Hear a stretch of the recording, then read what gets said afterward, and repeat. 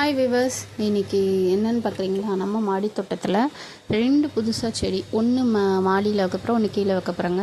இந்த 2 செடி எங்கே வாங்கினீங்கன்னு பார்க்குறீங்களா? நான் வாங்கலை. எங்கள் சர்ச்சில் பாம் சண்டே அன்னைக்கு எங்கள் ஃபாஸ்டர் எல்லாேருக்கும் ஒவ்வொரு செடி கொடுத்தாங்க. எங்களுக்கு 2 கிடச்சிது. ஸோ அதை நாங்கள் பாருங்கள், 2 நாள் முன்னாடி நான் தொட்டியில் சாண உரமும் மண்புழு உரமும் போட்டு மிக்ஸ் பண்ணி கலவையை ரெடி பண்ணி வச்சுட்டாங்க. அதுக்கப்புறம் தான் இதை எடுத்துகிட்டு வந்து செடி வைக்கிறேங்க. இது ப்ரோட்டன்ஸுங்க. ஸோ எப்படி வருது, என்ன கலரில் வருது, என்ன பூ வருதுன்னு தெரியல, பார்ப்போம். ஸோ ரொம்ப ஹாப்பியாக இருந்தது.